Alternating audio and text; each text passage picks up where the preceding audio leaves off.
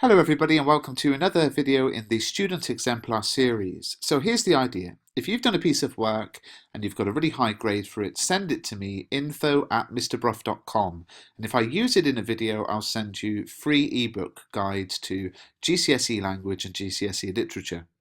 Now, Heber has sent in this work, and I think it's a very interesting piece because it compares the poem Tissue, which I think most of us agree is a very difficult poem, with the poem Ozymandias, which many people will probably agree is one of the nicer poems. Certainly seems to be a poem that when you guys send me student exemplars, you often use Ozymandias.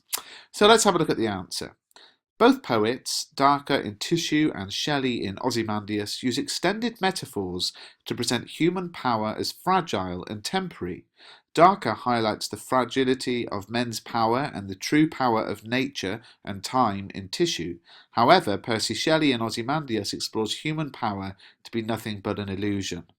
Okay, so here's our line of argument, our conceptualized response that I often talk about in this student exemplar series. We have a theory that both of the poems are about human power being fragile, but so that's the thing that's the same between them. The difference being in Tissue, men's power is fragile and nature has true power. In Ozymandias, human power is just an illusion. So there's one line of similarity, one line of difference to be explored, and that really does lend itself to a nice, coherent, conceptualized response. Darker introduces the poem with the extended metaphor tissue. This one noun is quite ambiguous. Darker could be portraying fine, flimsy paper, which is highly equivocal as it can be strong yet easily torn apart. It can also be opaque, but when put under light it becomes transparent. But also in the biological sense it refers to the materials of which our bodies are made up of, like muscles, bones and nerves. It could also suggest that the base of human existence is such a simplistic element as paper. So these meanings combined with each other help us bring together that humans' power is as fragile as tissue, and this is an idea explored throughout the whole poem. However, Shelley opens Ozymandias in a classic traveller's tale mode, with the narrator retelling a story.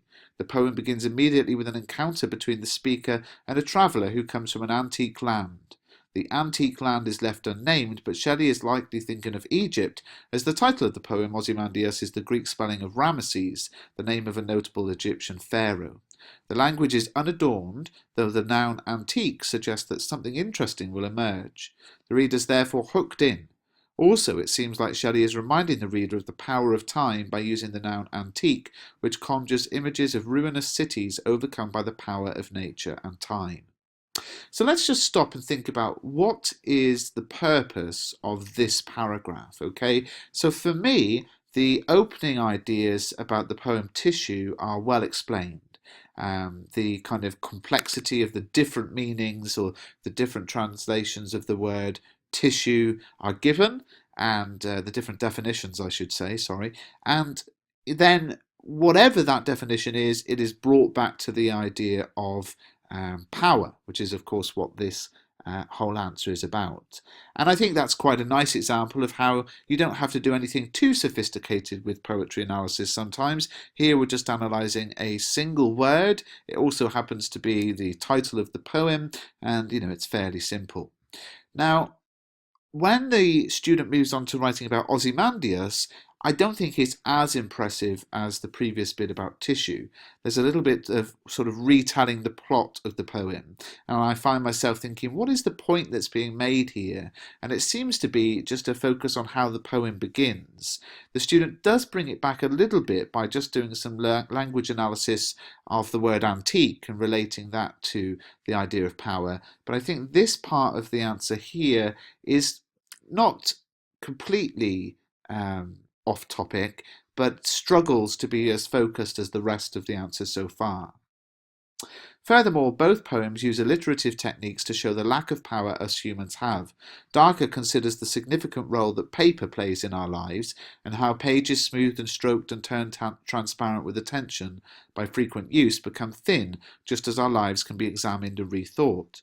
The lack of rhyme presents a tone and mood that seems to drift, like the paper buildings she describes, and this unsteady structure is perhaps reflected in her own life and personal relationships.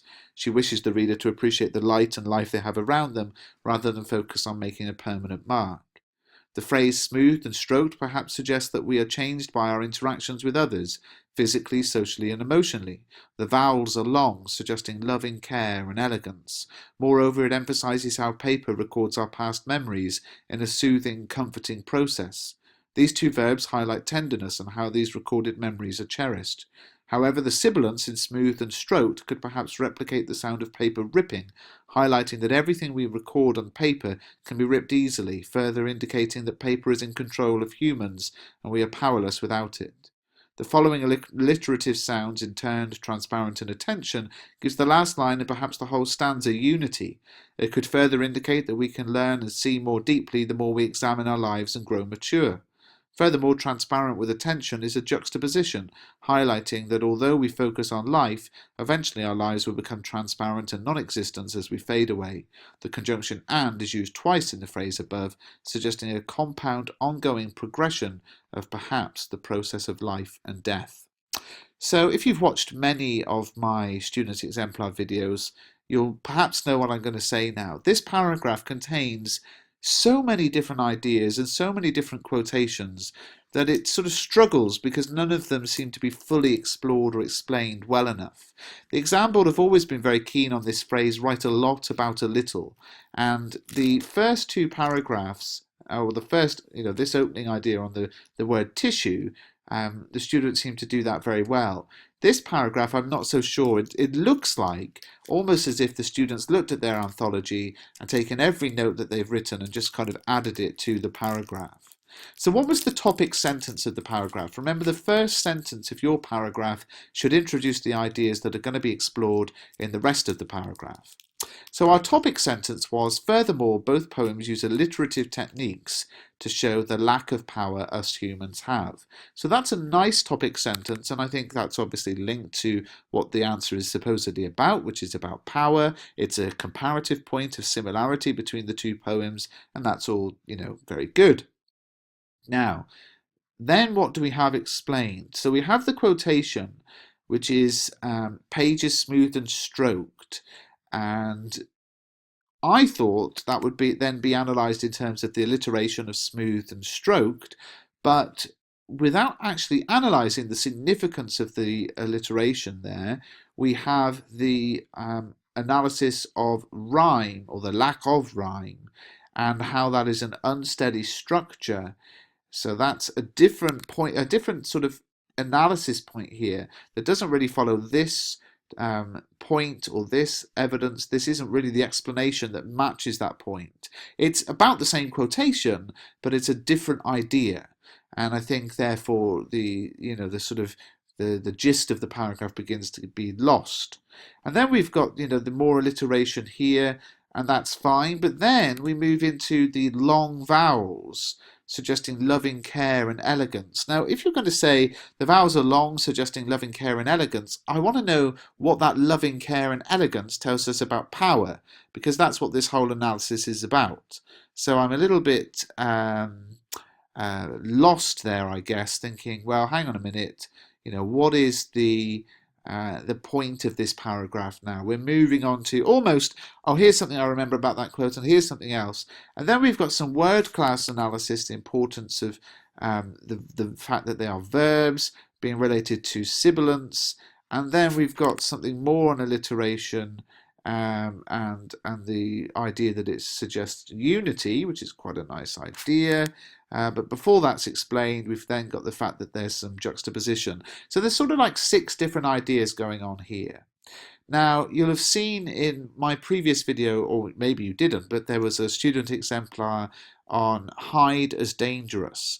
And in that answer, the student used lots of different evidence in a paragraph, and I felt they pulled it off really well. I think in this paragraph, though, we're just losing the focus of the answer. What are we saying about the idea of power here? So what's my advice? My advice is keep your paragraph simple.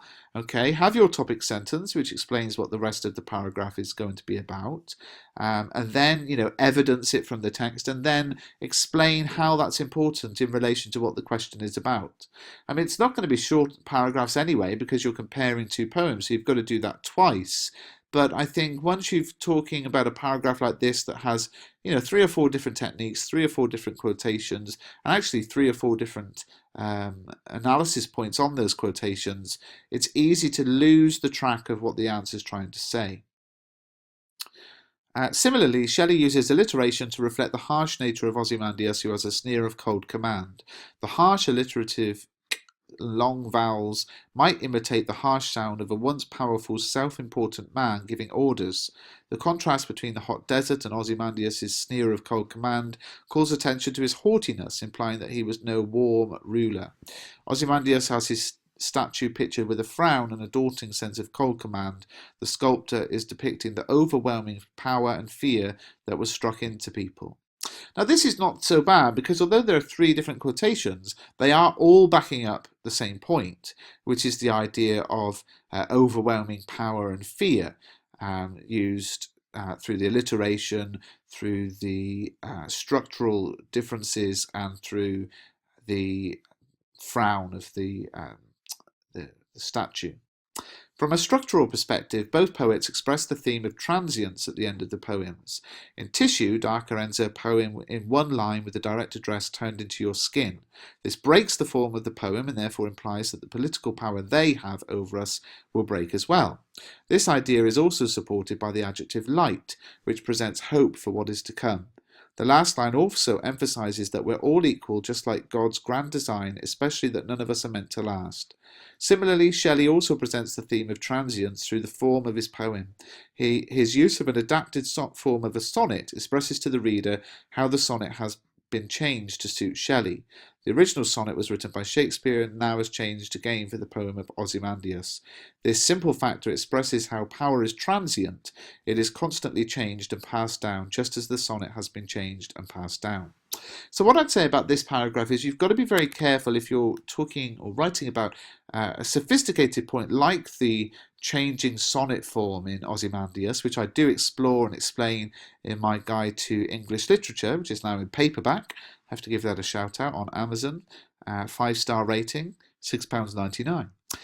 But it's not really explained fully here. And you can assume that your examiner will know, for example, what a sonnet is, but you cannot assume the examiner knows that this poem has various elements of various sonnet forms, and therefore that's a significant choice by the poet. You have to explain your ideas fully. That doesn't quite happen here. In conclusion, both poets present time as all-powerful and unrelenting in its will. Dacre questions the human obsession with permanence and considers a world made of paper where light and hope might shine more freely, whereas Shelley reveals the fate of a man's legacy who could not escape his own narcissistic belief that he could prevail over time. What I think is perhaps most interesting to me is the fact that the introduction to this answer seemed to have a very clear hypothesis that this student was going to explore, that they both use extended metaphors to present human power as fragile and temporary, but that nature has power in tissue, whereas power in Ozymandias is nothing but an illusion. I actually think the student, although writing some very clever ideas in this analysis, drifted off the topic they introduced in the introduction and got carried away, almost writing everything they could remember about the poems. It's a very common mistake, which is why I wanted to put this video up, because this student is clearly very intelligent, has some very good ideas, but once you say, look, this is what I'm going to explore in an answer, you have to make sure that you do explore that fully and don't drift off and write about other things as they come to mind.